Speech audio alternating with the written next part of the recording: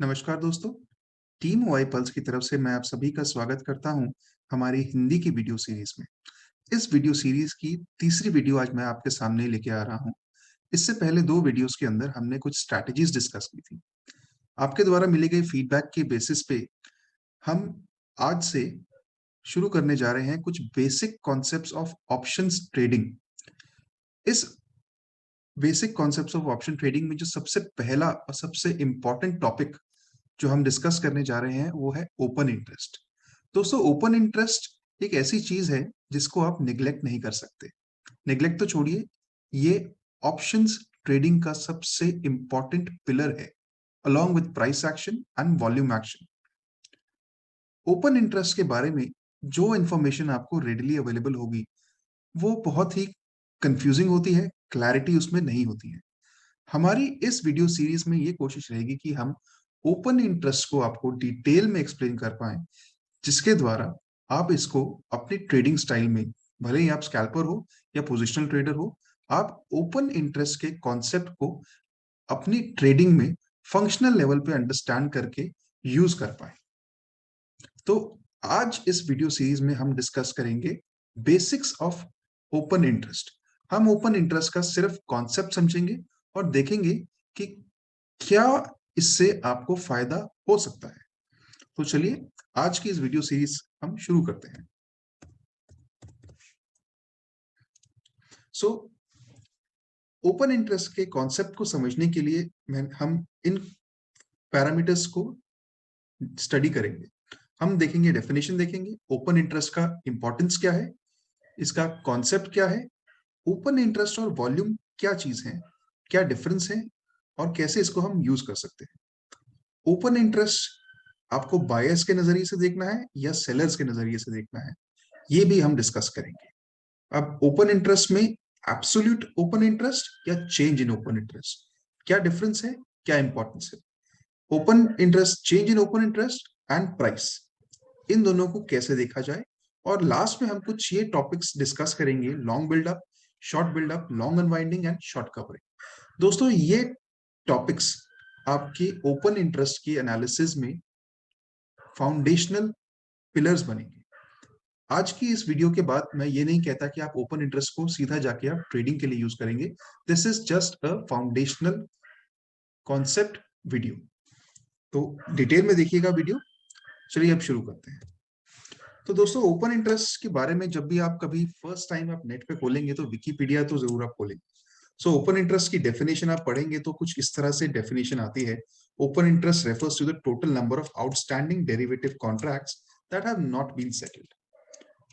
देखिए, पढ़ने के लिए तो ये बड़ी सिंपल सी डेफिनेशन लगती है, लेकिन कुछ ये डेफिनेशन पढ़ के कुछ मजा से नहीं आता, कुछ फायदा नहीं होता।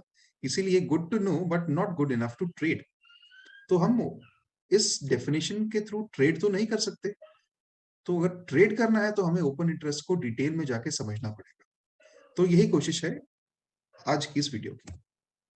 तो दोस्तों, ओपन इंटरेस्ट को समझने से पहले क्या डेफिनेशन है, क्या कॉन्सेप्ट है, ये समझना बहुत जरूरी है कि why open interest. Open interest समझना क्यों जरूरी है, इसकी क्या इंपॉर्टेंस है, क्या इसके यूजेस हैं, जिसकी वजह से आप इसको निग्लेक्ट नहीं कर सकते। चलिए ओपन इंटरेस्ट को हम देखते हैं कि why is it important. So trading is all about confidence. Open interest helps us to know what the majority dominant market players are doing in the market in response to price movement. If you know the market, what the market sharks are doing, you can align yourself with them, public market sentiment and trade confidently. देखिए दोस्तों, trading में मुनाफा कमाना directly linked है आप कितना confident है अपने ट्रेड्स को लेते हुए। अगर आप कॉन्फिडेंट हैं तो आप ट्रेड्स में प्रॉपर रिस्क मैनेजमेंट भी करेंगे, प्रॉपर एंट्री भी करेंगे, प्रॉपर स्टॉप लॉस भी लगाएंगे और प्रॉपर प्रॉफिट बुकिंग भी करेंगे। तो ये आप तभी कर सकते हैं जब आप पूरी तरह से कॉन्फिडेंट हो। कॉन्फिडेंट ट्रेड लेने के लिए आपको प्राइस एक्शन की नॉलेज होनी चाहिए, वॉल्यूम किस तरह से चेंज हो रहा है, ग्लोबल फैक्टर्स किस तरह से शेप अप हो रहे हैं। इन सब चीजों के अलावा जो सबसे इंपॉर्टेंट चीज रहेगी वो रहेगी ओपन इंटरेस्ट। ओपन इंटरेस्ट क्या बताता है कि मार्केट के अंदर majority of the market players किस तरह से ट्रेड कर रहे हैं, किस तरह से अपनी पोजीशन बना रहे हैं। आप इसको इस तरह से भी समझ सकते हैं कि स्मार्ट मनी या स्मार्ट प्लेयर्स मार्केट में अपने आप को किस तरह से पोजीशन कर रहे हैं। हम एज अ रिटेल ट्रेडर तभी मुनाफा कमा सकते हैं जब हम अपने ट्रेडिंग स्टाइल को इन बड़े बड़े मार्केट प्लेयर्स की डायरेक्शन के साथ अलाइन करें। अगर बड़े मार्केट प्लेयर्स लॉन्ग है तो हमें लॉन्ग होना चाहिए, अगर वो शॉर्ट है तो हमें शॉर्ट की ट्रेडिंग अपॉर्चुनिटीज को ढूंढना चाहिए। कभी भी मार्केट सेंटिमेंट के अगेंस्ट जाके हम सस्टेन नहीं कर पाएंगे अपने आप। इसीलिए ये जानना बहुत जरूरी है कि dominant market player, smart player या मार्केट सेंटिमेंट कहाँ पे है, किस डायरेक्शन में है, क्या वो बुलिश है, क्या वो बेरिश है, या वो न्यूट्रल है। अगर हमें ये पता चल जाए किसी तरह तो हम अपना ट्रेड ले सकते हैं, कॉन्फिडेंटली ले सकते हैं। तो इसी चीज में हमें ओपन इंटरेस्ट काफी मदद करेगा। कुछ एग्जांपल्स देखते हैं कि स्पेसिफिकली ओपन इंटरेस्ट आपको किस तरह से मदद कर सकता है। जैसे कि आप यहाँ पे देख सकते हैं कि प्राइस यहाँ पे ऊपर जा रहा है, प्राइस इज गोइंग अप। क्या ये फर्दर अप जाएगा या यहाँ से रिट्रेस बैक कर जाएगा? क्या ये प्राइस की जो अपवर्ड मूवमेंट है ये कोई बड़े प्लेयर्स लेके जा रहे हैं या कोई छोटे प्लेयर्स लेके जा रहे हैं, या छोटी सी कोई शॉर्ट कवरिंग रैली आ गई है और यहाँ से ये वापस रिटर्न हो जाएगा? अच्छा, प्राइस ऊपर जा रहा है तो क्या ये ट्रेंड डे बन सकता है ताकि आप पोजिशनली भी कुछ अपनी पोजीशंस बना सकें? तो ये सब जानने में आपका ओपन इंटरेस्ट बहुत ही मददगार साबित होगा। कैसे होगा? जब आप इस वीडियो सीरीज की वीडियोस पूरी देख लेंगे तब आप ये जरूर एनालाइज अपने आप कर पाएंगे। देखिए अब यहाँ पे क्या हो रहा है, प्राइस कंसोलिडेट हो रहा है। अब हमें क्या इस तरीके से कुछ पता चल सकता है कि बिग बॉयज या मार्केट प्लेयर या स्मार्ट मनी अपने आप को किस डायरेक्शन में पोजीशन कर रही है, ऊपर की तरफ कर रही है या नीचे की तरफ कर रही है? प्राइस एक्शन देख के तो आपको लग रहा है कि चलिए ये थोड़ा थोड़ा नीचे की तरफ ही आ रहा है, बट क्या कोई और फैक्टर है जिससे कि आप इसको क्वांटिफाई कर सके कि कितना डाउनवर्ड मूवमेंट मतलब कि एक्सपेक्टेड है?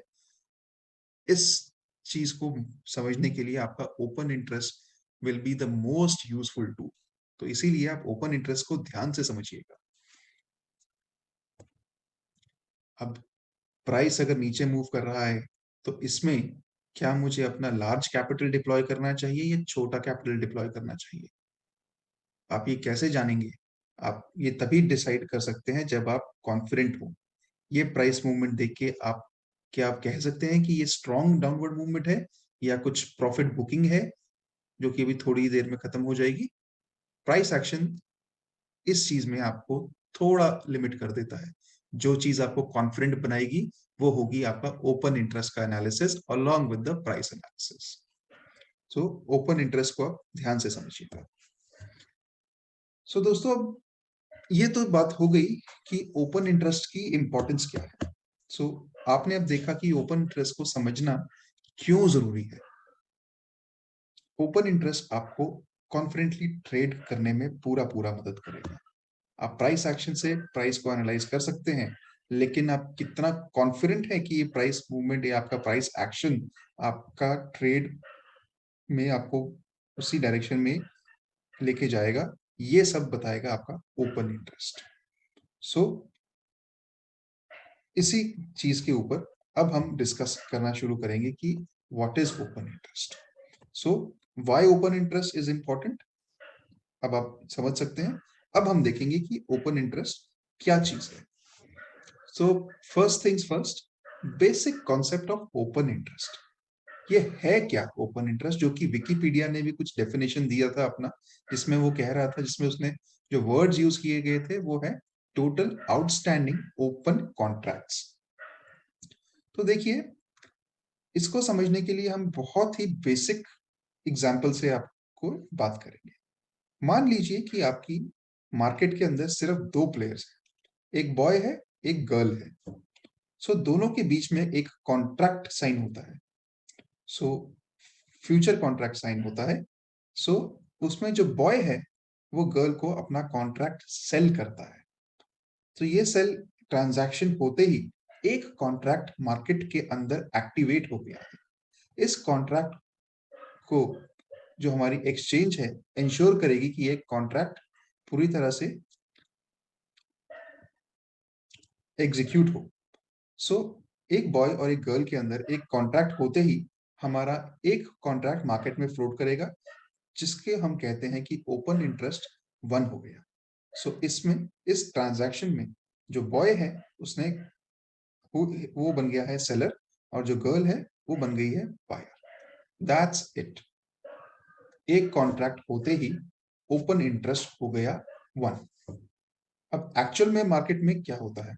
मार्केट में तो कॉम्प्लेक्स ट्रांजैक्शंस होती हैं, बट बेसिक लेवल पे कुछ बायर्स होते हैं, कुछ सेलर्स होते हैं।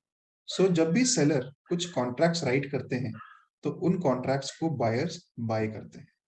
तो जितने कॉन्ट्रैक्ट्स लिखे जाएंगे सेलर्स के द्वारा, उतने ही कॉन्ट्रैक्ट्स खरीदे जाएंगे बायर्स के द्वारा। तो जितने कॉन्ट्रैक्ट लिखे जाएंगे वो हो जाएगा हमारा ओपन इंटरेस्ट। ठीक है, ओके। अब हम बात करते हैं कि ओपन इंटरेस्ट, ये तो हो गया कि हमारा ओपन इंटरेस्ट आपका बनता कैसे है, बढ़ता कैसे है। अब हम देखते हैं कि ओपन इंटरेस्ट आपका घटता कैसे है या जीरो कैसे होता है, या जिस दिन एक्सपायरी होती है उस दिन ये जीरो भी हो सकता है। तो किस तरह से होता है? तो हमने देखा था कि पहले कॉन्ट्रैक्ट में बॉय जो कि सेलर था, उसने एक कॉन्ट्रैक्ट लिखा और गर्ल को वो कॉन्ट्रैक्ट सेल कर दिया। तो गर्ल बन गई थी बायर और ओपन इंटरेस्ट हो गया था 1।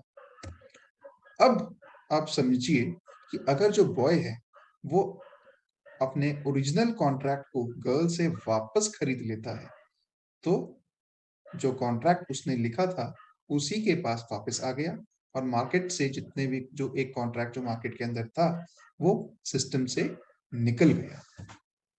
सो ओपन इंटरेस्ट इस सिचुएशन में हो गया जीरो, क्योंकि अब मार्केट के अंदर कोई भी कॉन्ट्रैक्ट खुला हुआ नहीं है, किसी भी सेलर की ओपन पोजीशन नहीं है।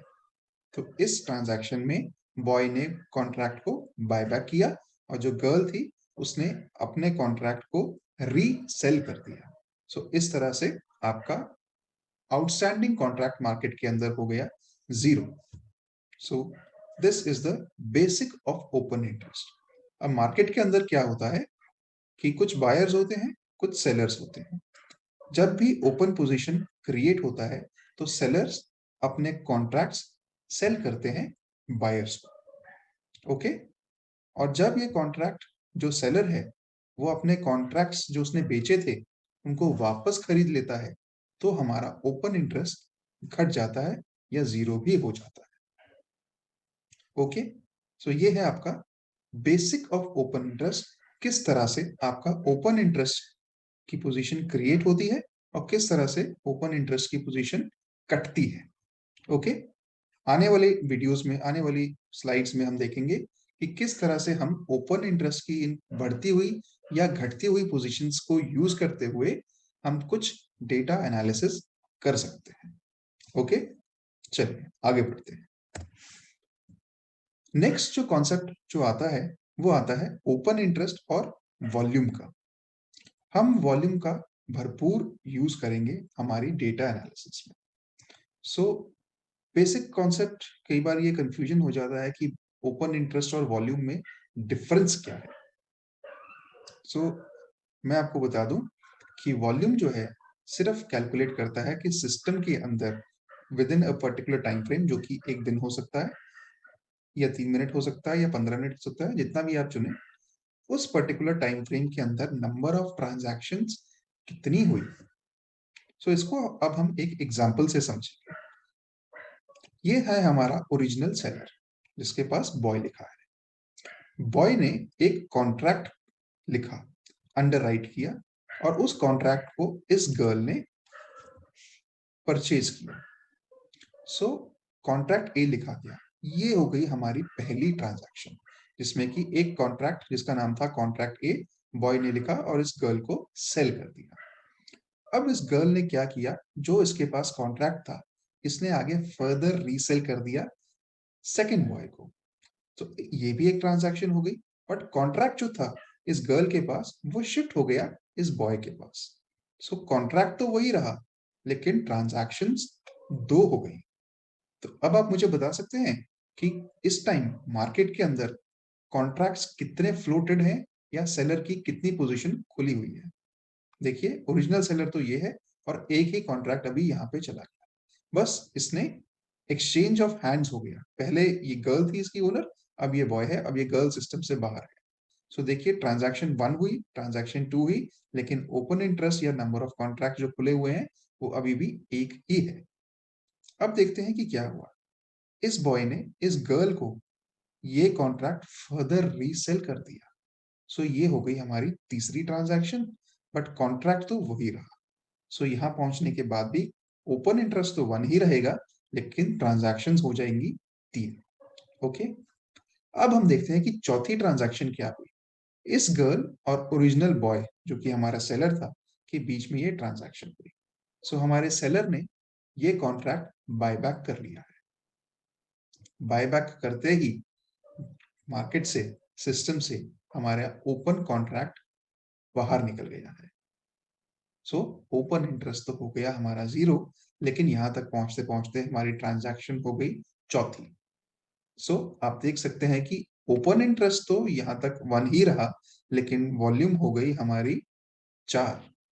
सो सिस्टम के अंदर भी हमारा यही कॉन्सेप्ट के ऊपर ओपन इंटरेस्ट और वॉल्यूम की फिगर्स आती हैं।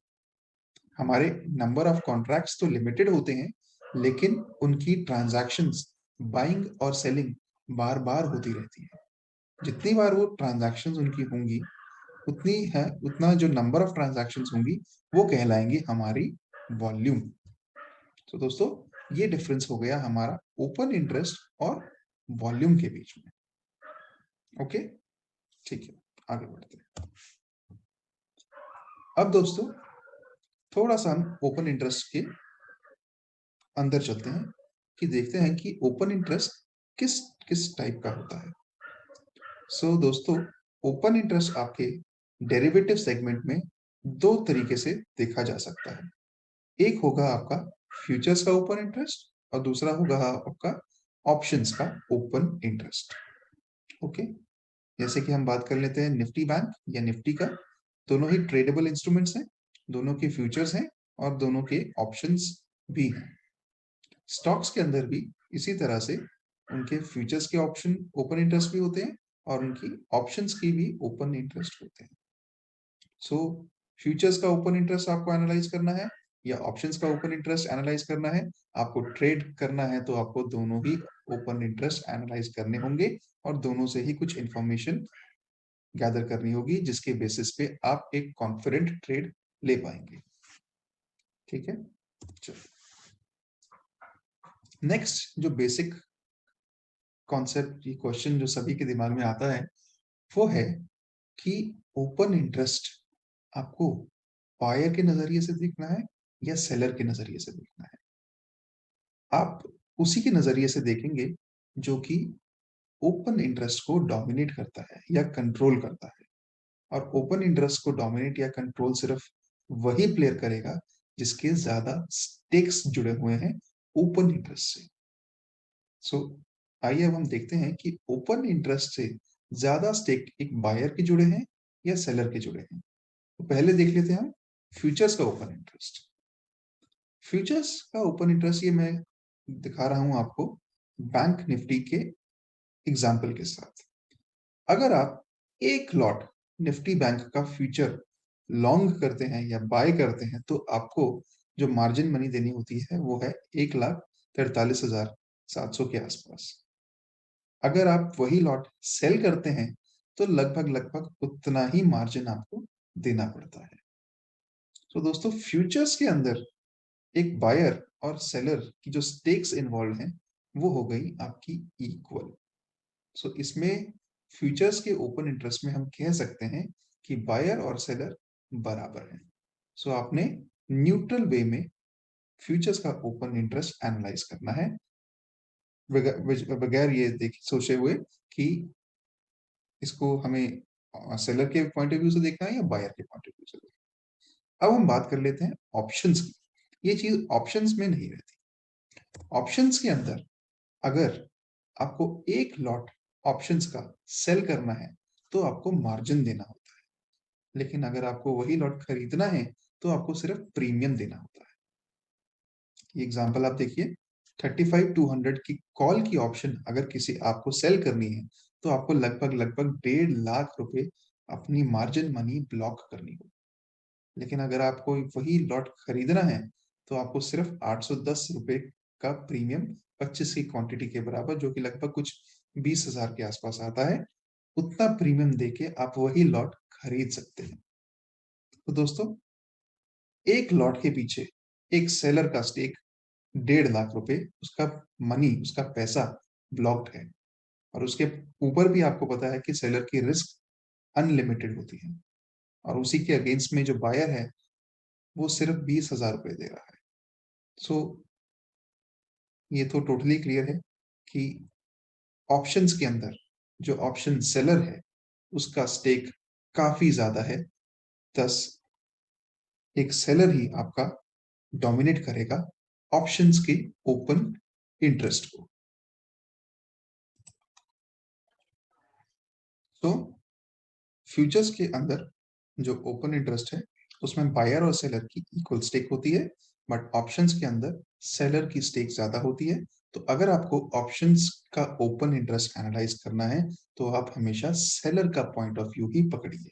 सेलर क्या कर रहा होगा, इसी के बारे में सोचते हुए आप अपना ओपन इंटरेस्ट को एनालाइज करेंगे ऑप्शंस के रिस्पेक्ट में, क्योंकि उसका लार्जर स्टेक इन्वॉल्व है। ओके दोस्तों, ओके। हम ओपन इंटरेस्ट के एनालिसिस के अंदर अब जो नेक्स्ट टॉपिक डिस्कस करेंगे कि ओपन इंटरेस्ट, जो आपको पता है कि total number of outstanding contracts है, तो ये सिर्फ एक नंबर ही ना, कि 1 लाख फ्यूचर्स का ओपन इंटरेस्ट है, और कुछ आपको डेटा जो मिलेगा वो आपको ये मिलेगा कि बैंक निफ्टी में जो ओपन इंटरेस्ट है फ्यूचर्स का, करंट सीरीज का 1 लाख है, नेक्स्ट सीरीज का 25,000 है, और फार मंथ का जो ओपन इंटरेस्ट है वो 10,000 है। इस तरीके से आपको कभी भी आपको ये डेटा मिलेगा। ऑप्शंस के अंदर भी आपको ऐसा ही डेटा मिलेगा, जैसे कि आज 35,000 के आसपास मार्केट क्लोज हुई है, तो 36,000 की कॉल पे इतना ओपन इंटरेस्ट है, 36,500 की कॉल पे इतना ओपन इंटरेस्ट है, 34,000 पे इतना ओपन इंटरेस्ट है। इस तरह से आपको डेटा मिलेगा। सो एब्सोल्यूट नंबर्स में जो आपको ये इंफॉर्मेशन मिल रही है, उससे आपको कुछ ज्यादा इंफॉर्मेशन आपको नहीं मिलेगी, स्पेशली अगर आप एक इंट्राडे ट्रेडर हैं। तो आपको जो सबसे इंपॉर्टेंट जो चीज रहेगी, वो एनालाइज करने की रहेगी आपकी चेंज इन ओपन इंटरेस्ट। आपको ये देखना है कि एब्सोल्यूट ओपन इंटरेस्ट नहीं, उस दिन ओपन इंटरेस्ट चेंज कितना हुआ और चेंज कैसे हुआ।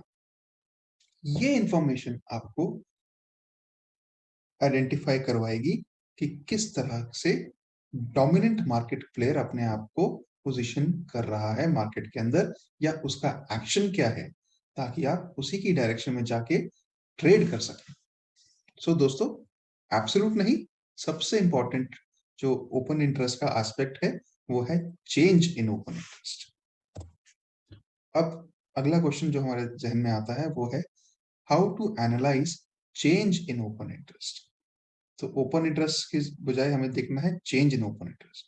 और चेंज इन ओपन इंटरेस्ट को भी हम कैसे एनालाइज करेंगे, इसको हमेशा हमें देखना होता है कि प्राइस और वॉल्यूम के चेंज के साथ साथ आपका ओपन इंटरेस्ट किस तरीके से चेंज हुआ, एक पर्टिकुलर टाइम फ्रेम के अंदर किस तरीके से प्राइस चेंज हुआ, और उसी टाइम फ्रेम के अंदर किस तरीके से वॉल्यूम और ओपन इंटरेस्ट चेंज हुए। जब आप इन तीनों को एक साथ एनालाइज करेंगे, तब जाके आपका कुछ एक मार्केट का व्यू पॉइंट बन सकता है कि अगर मार्केट ऊपर जा रही है, क्या बायर्स, क्या मार्केट सेंटिमेंट भी ऊपर की तरफ जा रहा है, ताकि आप लॉन्ग पोजीशन बना सकें। तो इस तरीके से हम इसको एनालाइज करें। अब हम थोड़ा सा बेसिक, क्योंकि आज की वीडियो रहेगी बेसिक के ऊपर ही, तो हम बेसिक कॉन्सेप्ट के बारे में ही बात करेंगे। आने वाली 2-3 वीडियोस के अंदर हम प्रैक्टिकल एग्जांपल्स के साथ समझेंगे। सो दोस्तों, मार्केट के अंदर हमेशा 2 प्लेयर्स आपके हमेशा एक्टिव, 2 ही प्लेयर्स हैं, एक्टिव की बात नहीं है। बायर्स रहेंगे और सेलर्स रहेंगे। बायर्स और सेलर्स के बीच में ट्रांज़ैक्शन होगा। इन बायर्स और सेलर्स के कंबाइंड एक्शन को अगर हम एनालाइज़ करेंगे ओपन इंटरेस्ट के पर्सपेक्टिव से, तो उनके एक्शंस को हम 4 कैटेगरी में डिवाइड कर सकते हैं। Long buildup, long unwinding, short buildup, short covering. दोस्तों, सो कि मैं दोबारा से इसको रिपीट कर देता हूँ। इस कॉन्सेप्ट को ध्यान से समझिएगा क्योंकि ये आने वाले सभी वीडियोज़ में या ओपन इंटरेस्ट की एनालिसिस में सबसे इम्पोर्टेंट कॉन्सेप्ट रहेगा। मार्केट के अंदर 2 प्लेयर्स, बायर्स और सेलर्स। एक टाइम पे या तो बायर हावी होगा सेलर के ऊपर या सेलर हावी होगा बायर के ऊपर। इन दोनों की कॉम्बिनेशन ऑफ एक्शंस से हमारे पास 4 तरीके के आउटपुट निकलते हैं। मतलब कि किस तरह से आपके बायर और सेलर बिहेव कर रहे हैं, तो उसको हम 4 कैटेगरी में डिवाइड कर सकते हैं। Long buildup, long unwinding, short buildup और शॉर्ट कवरिंग। अभी के लिए आप ये 4 टर्म्स को याद कर लीजिए। अब हम देखते हैं ये 4 टर्म्स कैसे हैं। इसको समझने के लिए हम एक बहुत ही सिंपल सा एग्जांपल ही लेंगे, वो होगा गोल्ड। गोल्ड का प्राइस कैसे चेंज करेगा और किस तरीके से ओपन इंटरेस्ट चेंज करेगा, उसको हम किस तरीके से कैटेगराइज करेंगे, ये हम इस आने वाले एग्जाम्पल में देखेंगे। सो हम शुरू करते हैं कि डे 1 को गोल्ड का प्राइस था 50,000 रुपए प्रति 10 ग्राम। फ्यूचर्स मार्केट में आपको पता है, कमोडिटीज मार्केट में भी हमारा ओपन इंटरेस्ट रहता है। तो आप अभी आप मान लीजिए कि डे 1 है, इक्विलिब्रियम का डे है, दिन को क्लोज हो गया है और मार्केट भी साइडवेज है। सो उस दिन के अंत पे जो गोल्ड का प्राइस जो क्लोज हुआ वो है 50,000 रुपए प्रति 10 ग्राम और ओपन इंटरेस्ट जो है वो है 100 का। ओपन इंटरेस्ट 100 का मतलब है कि मार्केट के अंदर 100 सेलर्स हैं और 100 बायर्स हैं जिन्होंने एक एक कॉन्ट्रैक्ट को अंडरराइट किया है, यानी कि 100 सेलर्स के अगेंस्ट 100 बायर्स खड़े हुए हैं। अब मान लेते हैं कि दूसरे दिन कुछ ऐसा हो गया कि एक कोई रशिया और यूक्रेन के बीच में युद्ध छिड़ गया। सो अनस्टेबिलिटी आई, स्टॉक मार्केट गिरी और सारा का सारा पैसा गोल्ड में जाके, काफी पैसा गोल्ड में जाके लोगों ने इन्वेस्ट कर दिया। सो गोल्ड का प्राइस तो हो गया 55,000 रुपए प्रति 10 ग्राम, यानी कि एक ही दिन में 5,000 रुपए गोल्ड का प्राइस बढ़ गया। सो अब आप बताइए कि जो फ्यूचर्स के जो बायर्स हैं और सेलर्स हैं, इस सिचुएशन में किस तरह से रिस्पॉन्ड करेंगे। हमने क्या पाया कि पहले दिन अगर 100 ओपन इंटरेस्ट था, तो दूसरे दिन के अंत पे वो ओपन इंटरेस्ट बढ़ गया और वो हो गया 150। सो आप सोचिए कि क्या मानसिकता रही होगी हमारे बायर्स और सेलर्स की इस एक्शन के पीछे कि ओपन इंटरेस्ट 100 से 150 हो गया। देखिए, बायर्स ने तो ओपन इंटरेस्ट इंक्रीज करवाया होगा ये सोचते हुए कि प्राइस तो 5,000 रुपए बढ़ गया है और ये और ऊपर भी जा सकता है, तो मुझे मुनाफा होगा। सेलर ने क्या सोचा होगा? सेलर ने ये सोचा होगा कि प्राइस अभी ऊपर गया है, लेकिन अभी ये वापस आ जाएगा, तो अगर ये प्राइस नीचे आएगा तो मुझे मुनाफा होगा। तो देखिए, बायर ने भी अपना कंट्रीब्यूट किया और सेलर ने भी कंट्रीब्यूट किया और दोनों ने मिलके ओपन इंटरेस्ट को 100 से 150 पहुंचा दिया। ठीक है? सो लेकिन आपको क्या लगता है कि इन दोनों में से, बायर और सेलर में से डोमिनेट कौन कर रहा हो? कि बड़ा जो प्लेयर होगा वो बायर में बैठा होगा, बाइंग साइड में बैठा होगा या सेलिंग साइड में बैठा होगा? ऑफ कोर्स बाइंग में बैठा होगा, क्योंकि वो ये भी तो देख रहा है कि मार्केट गोल्ड का प्राइस भी ऊपर ले गया और डिमांड को भी ऊपर ले गया। सो क्या हुआ दूसरे दिन कि आपका ओपन इंटरेस्ट भी बढ़ गया और आपका प्राइस भी बढ़ गया और ये इस ट्रांजैक्शन के पीछे आपके जो बायर्स थे वो आपके डोमिनेंट थे। सो इसीलिए इस तरीके के चेंज इन ओपन इंटरेस्ट को along with change in price को कहते हैं लॉन्ग बिल्ड अप। सो दोस्तों, इसको आप देखिए कि लॉन्ग बिल्डअप में बायर्स ने डोमिनेट किया और उनको रिस्पॉन्ड किया सेलर्स ने, कुछ एक अपनी होप में कि शायद प्राइस यहाँ से रिवर्ट कर जाए।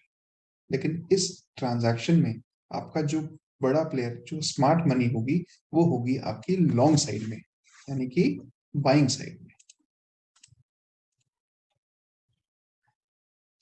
दोस्तों, हमारा पहला एक्शन हो गया लॉन्ग बिल्डअप, यानी कि जब कभी भी आप निफ्टी बैंक में देखेंगे कि अगर आप उसका प्राइस, स्पॉट प्राइस या फ्यूचर्स का प्राइस बढ़ जाता है और ओपन इंटरेस्ट भी बढ़ जाता है, तो आप समझ लीजिएगा कि इस टाइप के एक्शन को हम कहेंगे लॉन्ग बिल्डअप। और इसको हम एनालाइज इस तरीके से करेंगे कि कुछ एक जो स्मार्ट मनी है, स्मार्ट बायर है, वो आपकी लॉन्ग पोजीशन आके क्रिएट कर रहा है और सेलर्स है वो उसको रिस्पॉन्ड कर रहे हैं, ये सोचते हुए कि प्राइस शायद नीचे आ जाए। लेकिन कोई बड़ा प्लेयर आके पैसा डाल रहा है सिस्टम के अंदर, ये सोचते हुए कि प्राइस ऊपर जाएगा। चलिए अब हम आगे चलते हैं। अब हम बात करते हैं दूसरे टाइप ऑफ एक्शन को, जिसको हम कहते हैं शॉर्ट कवरिंग। उसी एग्जाम्पल को हम आगे लेके चलते हैं कि दूसरे दिन पे क्या हुआ था, प्राइस गोल्ड का हो गया था 55,000 रुपए प्रति 10 ग्राम। युद्ध का माहौल है, यूक्रेन और रशिया के बीच में लड़ाई चल रही है। तीसरे दिन लड़ाई में थोड़ा और एग्रेवेशन हो गया, तो गोल्ड का प्राइस 55,000 से बढ़ के और 58,000 पे जाके क्लोज हुआ। अब आप देखिए क्या सोच रही होगी सेलर्स की, क्या सोच रही होगी बायर्स की। 50,000 से 58,000 पे गोल्ड का प्राइस पहुंच गया है। सेलर्स की तो हालत खराब हो रही होगी, ये सोचते हुए कि ये पता नहीं लड़ाई और कितनी आगे बढ़ेगी, प्राइस जितना हमने सोचा था उससे कहीं ज्यादा बढ़ गया है, अब हमें नुकसान होगा, इसके ऊपर और जाएंगे, अगर नुकसान होगा तो बहुत ज्यादा होगा, इसलिए अब अपनी पोजीशन को काटिए।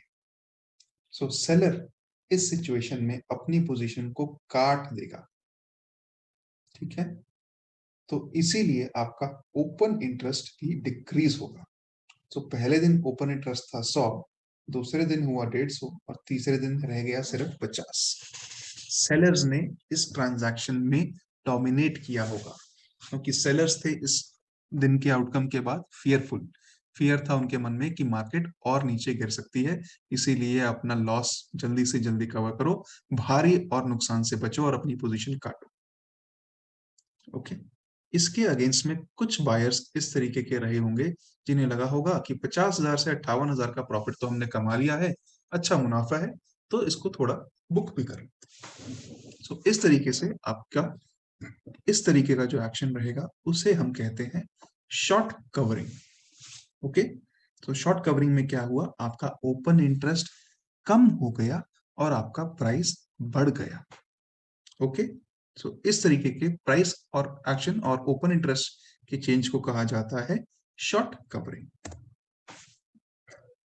नेक्स्ट प्राइस एक्शन जो हम देखेंगे उसको कहते हैं हम लॉन्ग अनवाइंडिंग। लॉन्ग अनवाइंडिंग दोस्तों हम दो तरीकों से समझेंगे। आइए एग्जांपल के तौर पर ही चलते हैं। हम पिछले एग्जांपल को ही कंटिन्यू करते हैं कि तीसरे दिन प्राइस जो 58,000 रुपए हो गया था, चौथे दिन क्या हुआ, उसमें कुछ ज्यादा चेंज नहीं आया, सिर्फ कुछ 500 रुपए की गिरावट आई। ओके। तो अब बताइए कि चौथे दिन क्या मानसिकता रही होगी बायर्स की और सेलर्स की। 3 दिन तो प्राइस बढ़ा, चौथे दिन प्राइस नहीं बढ़ा, तो बायर्स को तो अब ये लगेगा कि चलो काफी हम प्रॉफिट पे तो बैठे हुए हैं, प्राइस और आज बढ़ा नहीं, हो सकता है कल और कम हो जाए, तो चलो आज ही अपना प्रॉफिट बुक कर लिया जाए। तो इन्होंने क्या किया, इन्होंने डोमिनेट करके ओपन इंटरेस्ट को और भी कम कर दिया और बायर्स के अगेंस्ट सेलर्स ने अपना लॉस और बुक किया। ओके। सो प्राइस लगातार 3 दिन बढ़ा, चौथे दिन नहीं बढ़ा, तो बायर्स ने सोचा कि अब हमें मुनाफा काफी हो गया है और अब मार्केट क्योंकि ऊपर भी नहीं जा रहा है गोल्ड का प्राइस, तो समझदारी तो इसी में है कि जितना प्रॉफिट हो गया है उसको बुक कर लिया जाए। और सेलर्स ने भी उनको उसके अगेंस्ट कुछ और सेलर्स भी आए होंगे, जिन्होंने ये कहा होगा कि चलो अपना लॉस भी बुक कर लिया जाए, कि क्या पता मार्केट कहीं कल ऊपर ना चली जाए। बट स्मार्ट मनी इस सिचुएशन में रहेगी आपकी अपनी पोजीशन को कवर करने में, अपनी प्रॉफिट को बुक करने में। सो इस तरीके के एक्शन को कहा जाता है लॉन्ग अनवाइंडिंग, यानी कि प्रॉफिट बुकिंग। ओके, तो ये हुआ। अब दोस्तों नेक्स्ट जो इंपॉर्टेंट एक्शन रहेगा वो रहेगा हमारा शॉर्ट बिल्डअप। इसको हम एक नए एग्जाम्पल से समझेंगे। आइए समझते हैं कि पहले दिन गोल्ड का प्राइस था 50,000 रुपए प्रति 10 ग्राम, ओपन इंटरेस्ट था 100। अगले दिन क्या हुआ कि कुछ इस तरह से हुआ कि आपका गोल्ड के प्राइस में गिरावट आ गई। तो अब आप ये सोचिए कि गिरावट आने के बाद क्या हुआ होगा। ओपन इंटरेस्ट बढ़ गया है, ये हमने ऑब्जर्व किया। सो आपको क्या लगता है कि बायर्स और सेलर्स का जो थिंकिंग रहा होगा वो किस तरीके से रहा। इस सिचुएशन में आपके बड़े स्मार्ट प्लेयर्स जो आते हैं वो आपका ओपन इंटरेस्ट और ऊपर लेके जाते हैं और प्राइस को और नीचे लेके जाते हैं, ये सोचते हुए कि हम प्राइस को और नीचे ले जाएंगे। तो sellers increase open interest thinking that the price में गो फर्दर डाउन। और इसके अगेंस्ट कुछ प्लेयर्स होते हैं, बायर्स होते हैं, जो कि अपनी लॉन्ग पोजीशन को बढ़ा देते हैं, ये सोचते हुए कि यहाँ से प्राइस आपका रिवर्ट बैक करेगा। आपका इस ट्रांजैक्शन में आपके सेलर्स डोमिनेट करते हैं। और यूजुअली क्या पाया जाता है कि जो स्मार्ट मनी होती है वो होती है सेलिंग साइड में, और जो रिटेल कम्युनिटी होती है वो रहती है आपकी बाइंग साइड। बाइंग और सेलिंग हमेशा सेम बराबर होगी, लेकिन आपको ये देखना है कि आपका स्मार्ट मनी किस डायरेक्शन में है, बाइंग साइड में है या सेलिंग साइड में है। लॉन्ग बिल्डअप में वो रहता है लॉन्ग की तरफ, शॉर्ट बिल्डअप में रहता है वो अपनी शॉर्ट पोजीशन बनाता है। तो अगर आपको निफ्टी बैंक या निफ्टी के अंदर कुछ इस तरह से नजर आता है कि प्राइस जो आपका ड्रॉप हो रहा है और आपका ओपन इंटरेस्ट अगर आपका इंक्रीज कर रहा है, तो आप समझ लीजिए कि ये सिचुएशन को कहते हैं शॉर्ट बिल्डअप, और इसमें आपका जो डोमिनेट प्लेयर है वो आपकी शॉर्ट की पोजीशन बना रहा है। ओके, इसी के साथ अब हम एक लॉन्ग अनवाइंडिंग का सिनेरियो 2 भी देख लेते हैं। इसी एग्जाम्पल को और बढ़ाते हैं कि दूसरे दिन प्राइस गिर गया था 45,000 और तीसरे दिन प्राइस और गिर गया 42,000।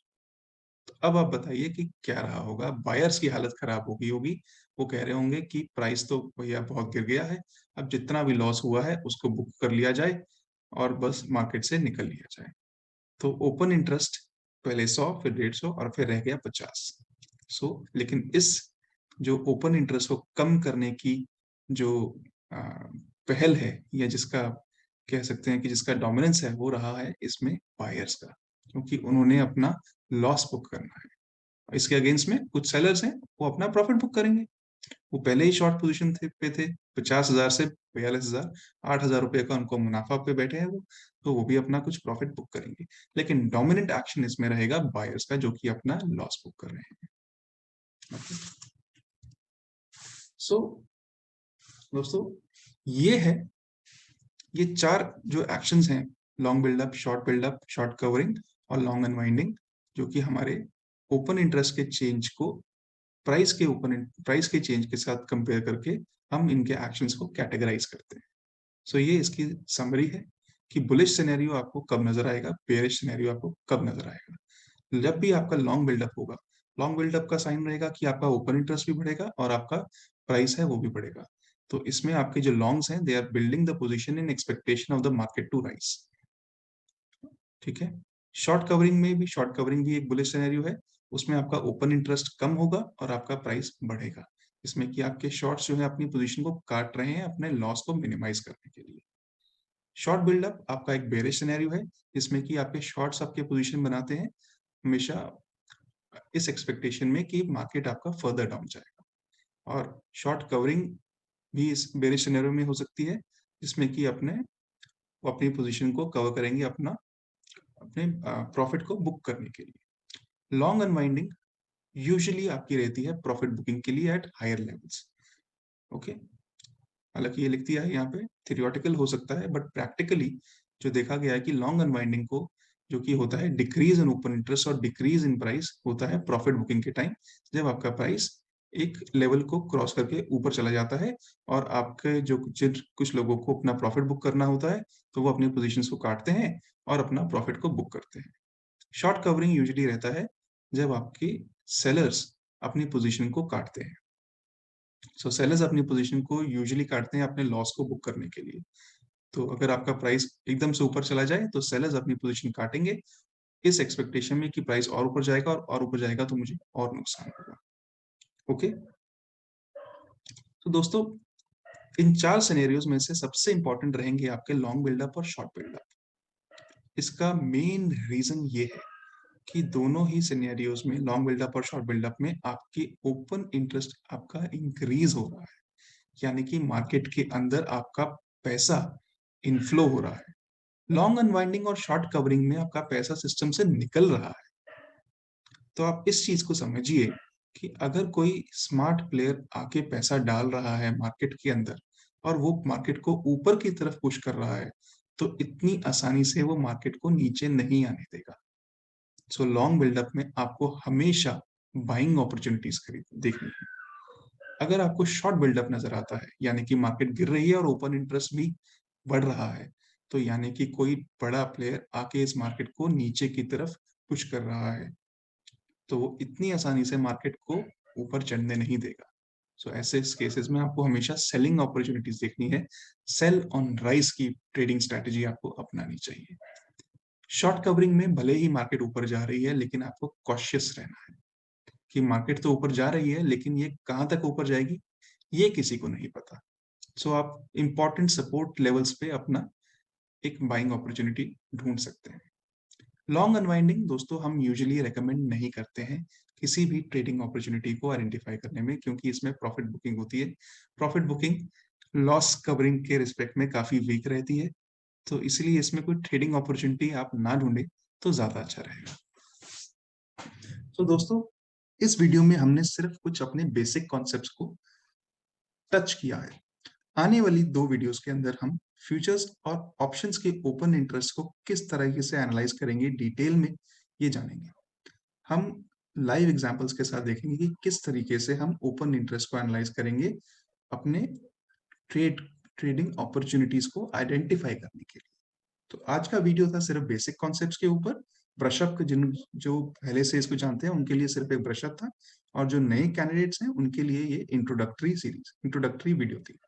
सो नेक्स्ट वीडियो में दोस्तों हम फ्यूचर्स और ऑप्शंस के ओपन इंटरेस्ट के प्रैक्टिकल एग्जांपल्स देखेंगे और देखेंगे कि किस तरीके से इसको हम यूज करेंगे अपने ट्रेडिंग के लिए।